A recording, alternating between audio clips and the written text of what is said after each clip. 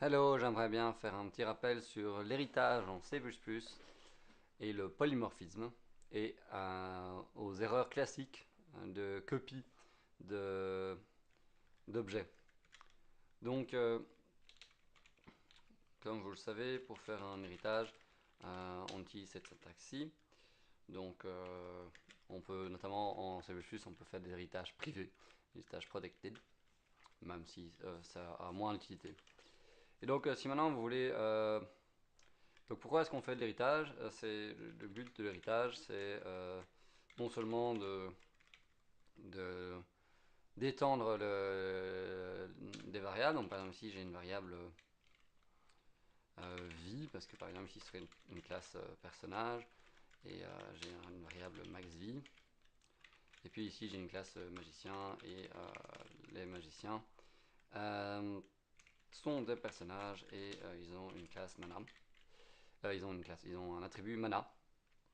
Et donc, si maintenant on regarde ceci, pouvait être fait en C, en faisant ça comme ceci.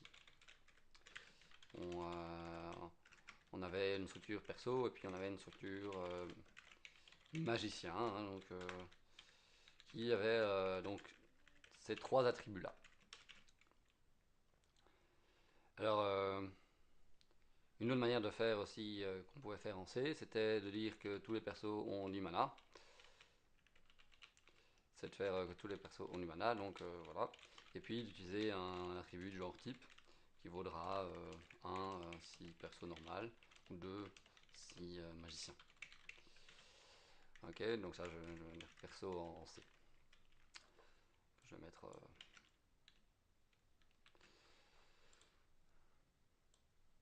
Donc voilà, donc avant de faire de l'héritage, demandez-vous aussi est-ce que j'ai vraiment besoin de faire l'héritage ou est-ce que juste rajouter un attribut type dans la classe de base suffit pour faire ce que vous voulez. Donc on sait plus. Une fois qu'on a. Donc maintenant je peux créer un personnage, je peux créer un magicien. Et si par exemple j'ai une fonction ici qui traite d'un personnage, voilà, ici je prends un personnage, une fonction qui traite d'un personnage, genre, et qui va lui donner de la vie. Donc comme ceci. Bon, ça normalement vous savez que ça n'ira pas parce que ça va créer une copie, et donc la vie sera modifiée localement. Mais cependant c'est intéressant de se demander ce qui se passe si j'appelle cette fonction avec un magicien. Est-ce que ça marche, hein, vu que ça va faire une copie ici. Et la réponse c'est oui, ça marche. Et ça fait un comportement qui n'est pas trop étonnant. Euh, Qu'est-ce qu'il fait quand on appelle cette fonction ici? Un personnage est créé sur base du magicien. Et donc en fait il crée un personnage avec un attribut vie et un attribut max vie. Et l'attribut vie et max vie seront ceux du magicien. Et le mana donc disparaîtra. Ce sera un personnage. Donc là, c'est comme si on avait dit. Donc ça, c'est un cas qui n'arrive pas en Java. C'est ici, il y a une copie qui se passe. Ce personnage a été créé avec un opérateur par copie qui existe depuis un magicien. Donc c'est un peu comme si explicitement on avait dit qu'on pouvait créer un personnage à partir d'un autre personnage, comme ceci par exemple, et on avait dit explicitement que quand on fait la copie, euh, on avait fait ceci.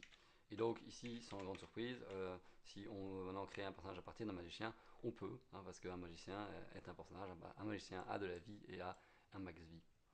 Donc voilà, ça faut faire bien attention, ici on a bien une copie qui a été faite. Alors si on ne veut pas avoir euh,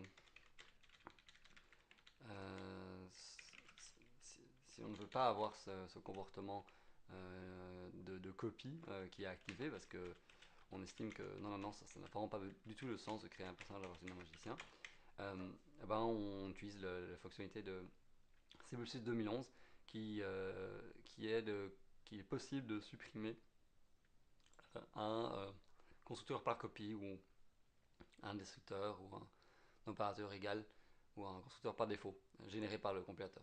Alors, avant c'était possible, il fallait le mettre privé, donc c'était un peu bizarre d'avoir un constructeur qui était privé. Donc maintenant si je fais ceci, normalement j'aurai une erreur. de compilation. Ici, vous voyez use of deleted function perso avec un autre perso. Donc ça, c'est une bonne pratique de supprimer les opérateurs de copie générés par défaut, surtout quand on fait de l'héritage dans ce cas-là. Donc ça va être plus explicite de l'activer si on le veut. Alors remarquez ici aussi qu'il y a une autre erreur là en haut, c'est que quand on commence à créer un constructeur, le compilateur ne crée pas d'autres constructeurs par défaut. Il ne crée pas d'autres constructeurs et donc là par exemple ici on nous dit qu'on ne peut pas créer un objet par défaut et donc il faut définir explicitement le constructeur par défaut. Donc comme ça par exemple, ou bien ici vu qu'on n'a rien changé avec, ou bien on pourrait aussi dire ceci pour ne pas redéfinir le constructeur par défaut généré par le compilateur. Et je rappelle ici que le constructeur par défaut du compilateur c'est l'équivalent d'avoir ceci. Donc ne rien faire, donc avoir v qui n'est pas initialisé, max v qui n'est pas initialisé.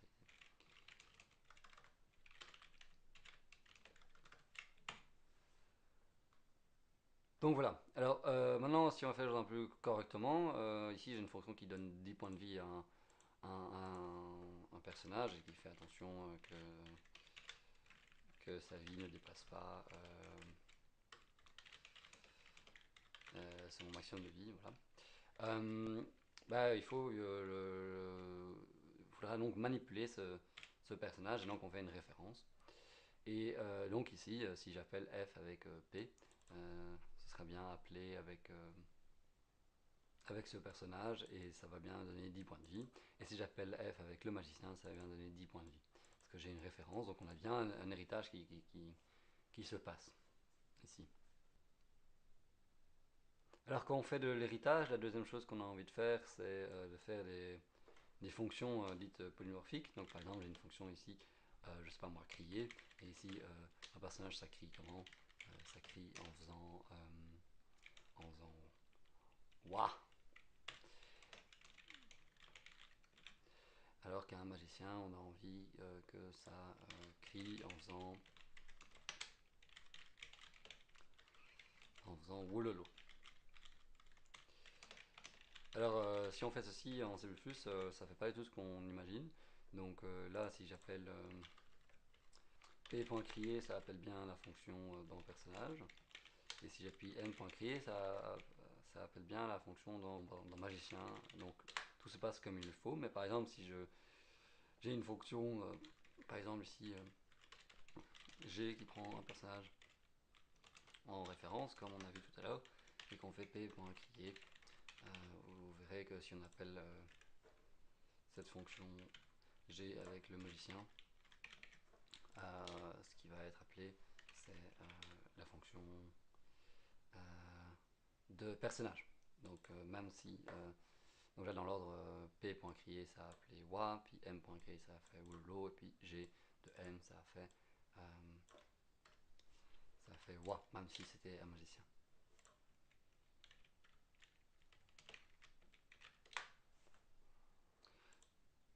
Et donc voilà, ça veut simplement dire ici que c'est une fonction qui est une simple fonction. Donc ça c'est on sait qu'est-ce qu'on aura fait, c'est comme si on avait créé une fonction perso crier ici qui ferait le job, qui prend en paramètre un personnage et qui fait ceci, qui fait si out wa, etc. Et de même ici on aura fait une fonction magicien crier qui serait différente. Et donc si on veut avoir ce comportement dit polymorphique, hein, donc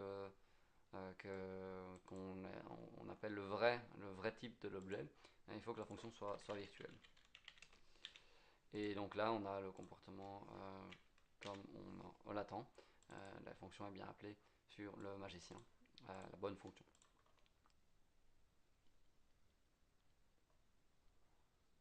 Alors, quand une fonction parent est virtuelle, toutes les fonctions qui les redéfinissent sont également virtuelles. Donc ici, je peux ou je peux ne pas remettre le virtuel ici. Dans Qt Creator, vous verrez que quand une fonction est virtuelle, elle est mise en italique. Alors depuis C++ 2011, on peut mettre le mot-clé override pour mettre en évidence le fait qu'on redéfinisse la fonction et que au cas où j'ai par exemple fait une faute de frappe ou si je me suis trompé quelque part, j'aurai une erreur parce que j'ai marqué que cette fonction devrait override mais elle n'override pas.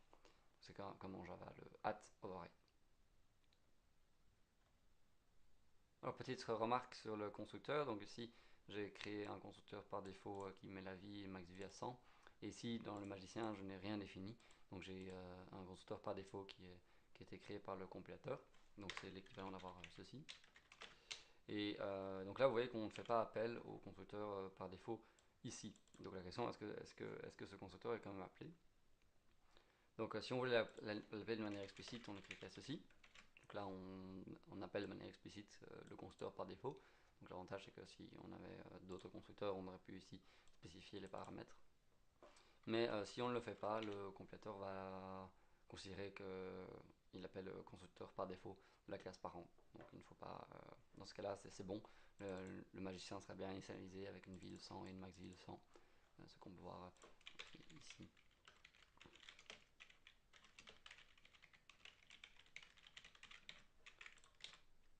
Voilà, une vie de 100. Et donc ces considérations sur le polymorphisme, c'est une grande application quand on fait des tableaux, d'objets. Donc par exemple, première chose qu'on pourrait se dire, on peut dire je vais faire un tableau de personnages comme ceci. J'ai une liste, je vais appeler liste. Et donc là je me dis je vais ajouter le personnage P et puis je vais ajouter le personnage M. Donc, ça c'est du Python et en C, C++ c'est comme ceci. Évidemment je vais inclure vecteur en haut. Et donc, comme on a vu tout à l'heure, ce qui se passe ici, c'est qu'on a vraiment des personnages, des vrais persos. Donc ici, il va y avoir une copie et ici, il va y avoir une copie. Donc on aura deux personnages qui seront des persos et non pas des magiciens dans ce tableau de vecteurs. C'est le cas du tout début. Donc ici, il y aura une copie qui va être faite et une copie qui va être faite ici. Heureusement, ici, on a empêché le personnage d'être copié. Et donc, ça a comme implication que ce code ne compile pas. Voilà. C'est très verbeux. Mais c'est ce qui se passe ici. Et donc pour ça, on fait des tableaux de pointeurs. Et donc on pourrait faire ça comme ça. Et donc là, on a bien notre tableau d'objets polymorphiques. Et on peut l'itérer en faisant par exemple, pour tous les personnages X dans la liste, j'appelle leur fonction create. Et là, on voit sans grande surprise, ça fait wa suivi de lolo. Alors la dernière chose dont j'ai envie de parler ici, c'est qu'est-ce qui se passe quand j'ai envie de faire de savoir le vrai type des objets dedans. Donc j'ai envie de faire un cast. Donc on pourrait naïvement se dire que c'est la même chose qu'en Java et donc que j'ai un personnage ici X et que je veux savoir si c'est un magicien. Donc je ferai un truc comme ceci.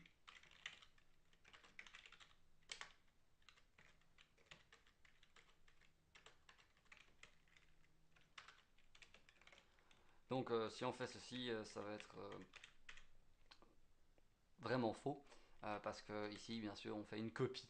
Donc déjà, première chose, cette ligne-là, qu'est-ce qu'elle dit? Elle dit je prends le personnage qui se trouve ici et je crée un magicien à partir de ceci. Donc, ce qui est l'équivalent d'écrire ceci. Et donc, ça c'est très mauvais parce qu'on crée un nouvel objet à la place de... Et en plus, on crée une copie à partir d'un constructeur par copie. Ici, il n'y a pas de constructeur par copie, donc est-ce qu'on peut créer un magicien à partir d'un personnage? On ne peut pas, parce qu'on avait supprimé ici le constructeur par copie. De plus, quand on écrit ce genre de choses, donc parfois je vois des élèves qui m'écrivent des trucs du genre comme ceci.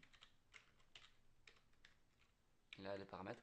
Donc ça crée bien un magicien, mais après, ça copie encore le magicien à gauche. Et donc j'avais une copie, ce code fait une copie. Évidemment, si on recrée un magicien sur la stack avec le constructeur par défaut, il suffit d'écrire ceci. Et si on veut donner des paramètres, on écrit ça comme ça. Donc pas de syntaxe comme ça marche, mais ça fait un magicien sans nom, et puis ça fait une copie, et ça le met dans M. Et donc pour le cast, pour faire un cast, donc c'est évidemment une manipulation de pointeur. Et donc ce qu'on veut ici, c'est de faire un dynamic cast. Donc un dynamic cast, c'est cette syntaxe-ci. Et dynamic cast renvoie nul si le cast n'est pas bien passé. Donc par exemple, si le cast n'est pas possible. Donc si A vaut nul, on a un simple personnage, simple perso, et on peut pas y accéder sa vie ici. Et sinon, donc on a notre cast qui a été fait correctement, et donc A est maintenant un magicien, et donc on peut accéder ici à son mana. Petite remarque sur le dynamic cast ne marchera pas bien, vous aurez une erreur de compilation si vous n'avez aucune fonction virtuelle. Donc ce qui n'est pas encore trop grave, parce que généralement si on fait de l'héritage, c'est pour faire des fonctions virtuelles, mais parfois ça arrive que vous n'avez pas envie de créer de fonctions virtuelles, et donc vous aurez une erreur de compilation. Ou au pire, j'ai déjà vu un exemple où vous n'avez pas d'erreur de compilation, mais une erreur d'exécution. Et donc, si vous ne savez pas quelle fonction vous avez envie de rendre virtuelle, il est bonne pratique de rendre le destructeur virtuel. Donc voilà, vous créez un destructeur virtuel, et ça fera l'affaire. Quand on fait des classes qui s'héritent et où il y a du polymorphisme, c'est de toute façon une bonne pratique de mettre le destructeur virtuel pour des raisons de faire attention à des fuites de mémoire. Je vous laisse googler ça. Pourquoi est-ce que le destructeur doit toujours être virtuel dans le cas d'une classe à sémantique entité?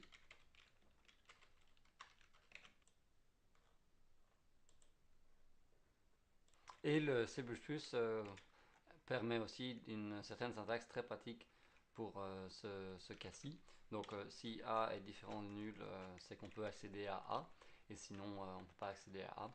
Et la syntaxe utile, c'est celle-ci, qui va donc dire je fais un cast, si ce cast est bien passé, A n'est pas égal à nul et je peux y accéder.